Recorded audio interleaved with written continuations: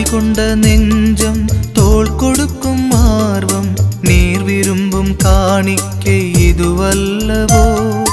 வாழ்த்துகின்ற மனங்கள், வாழ வைக்கும் செயல்கள், உயர்வான காணிக்கை இதுவல்லவோ. தாழ்ச்சி கொண்ட நெஞ்சம், தோள் கொடுக்கும் ஆர்வம், நீர் விரும்பும் காணிக்கை இதுவல்லவோ. வாழ்த்துகின்ற மனங்கள், வாழ வைக்கும் செயல்கள், உயர்வான காணிக்கை இதுவல்லவோ. தெய்வீக அன்பின் சாட்சிகளாய் வாழ்ந்திட, தெய்வீக அன்பின் சாட்சிகளாய் வாழ்ந்திட, காசு பணம் இல்லாத காணிக்கையானோ. யோவான் நற்செய்தி 20வது அதிகாரம் 15வது இறைவார்த்தை. அழாதே, நீர் யாரை தேடுகிறாய்? சீடர்கள் எல்லோரும் பயந்து ஓடிய போது மகதலா மரியா மட்டும் கல்லறையின் அருகில் இருந்தே அழுது கொண்டே நின்றிருந்தார். அவர் இயேசுவை இழந்து விட்டோம் என்று நினைத்து வேதனையில் துன்பத்தில் அழுதார். ஆனால் இயேசு மரியா என்று அழைத்தவுடனே ரபூனி என்று சொல்லி அந்த ஒரு வார்த்தையில் அவருடைய அழுகையெல்லாம் ஆனந்தமாய் மாறியது.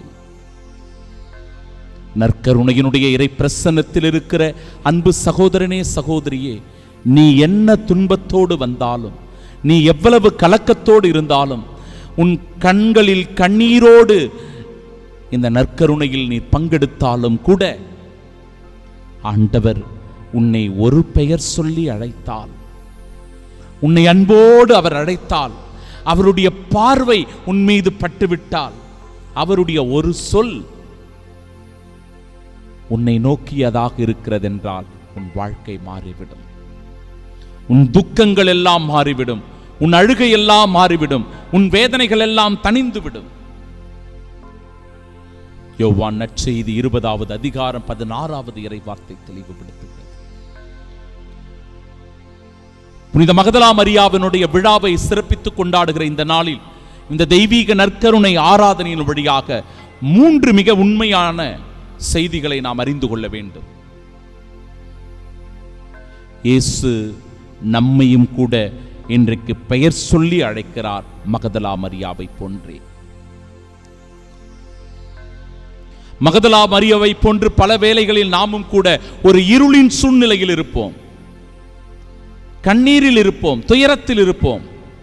ஆனால் உயிர்த்த ஆண்டவர் இயேசு கிறிஸ்து இன்று நம்மை பெயர் சொல்லி அழைக்கிறார் என்றால் அந்த இருளிலிருந்து, கண்ணீரிலிருந்து, துன்பத்திலிருந்து நமக்கு விடுதலை. இரண்டாவது, உயிர்த்த இயேசுவை சந்தித்த அவர் ஒரு சாட்சியாக மாறுகின்றார்.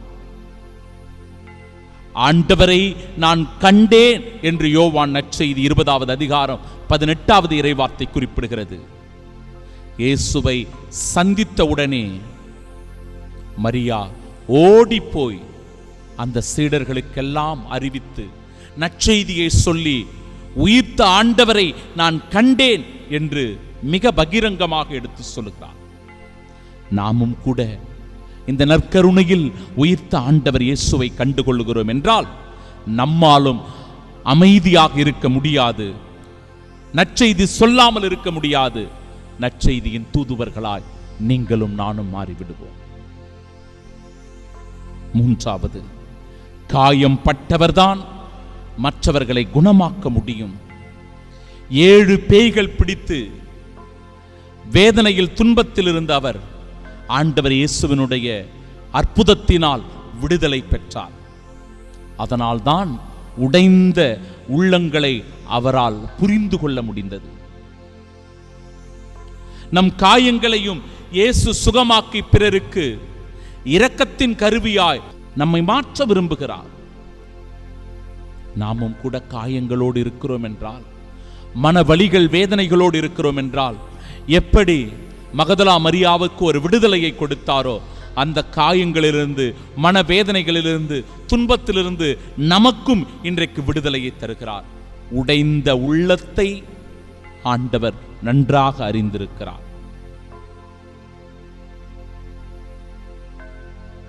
பிரியமானவர்களே, ஆண்டவரிடத்தில் உருக்கமாய் நம்மை ஒப்புக் கொடுத்தவர்களாய் ஜெபிப்போம். இந்த ஆராதனையின் வழியாக மன்றாடுவோம். ஆண்டவரே, மகதலா மரியாவை போல உம்மை தேடும் இதயத்தை எனக்கு தாரும். நீர் என் பெயரை சொல்லி அழைக்கும் போது அடையாளம் கண்டுகொள்ள, உம்மை தெரிந்து கொள்ள, நீர்தாம் என்னை அழைக்கிறீர் என்று உம்மை அறிந்து கொள்ள கிருபை தாரும். நான் கண்ட உயிர்த்த ஆண்டவரை பிறருக்கு அறிவிக்கின்ற துணிச்சலை, நற்செய்தியின் தூதுவராக வாழக்கூடிய ஒரு சாட்சிய வாழ்வை எனக்கு தந்தருளும். ஆமீன், ஆமீன், ஆமீன். கால் பதிக்கும் இடங்கள், காணுகின்ற முகங்கள், கடவுள் உன் திருமுகம் இதுவல்லவோ. நால்வருக்கு புரியும் நன்மையான செயலார் நானிலம் மகிழ்வதும் சிறப்பல்லவோ. கால் பதிக்கும் இடங்கள், காணுகின்ற முகங்கள், கடவுள் உன் திருமுகம் இதுவல்லவோ. நால்வருக்கு புரியும் நன்மையான செயலார் நானிலம் மகிழ்வதும் சிறப்பல்லவோ. பிறர் அன்பின் சாட்சியாய் இயேசு போல வாழ்ந்திட, பிறர் அன்பின் சாட்சியாய் இயேசு போல வாழ்ந்திட, காசு பணம் இல்லாத காணிக்கையானோ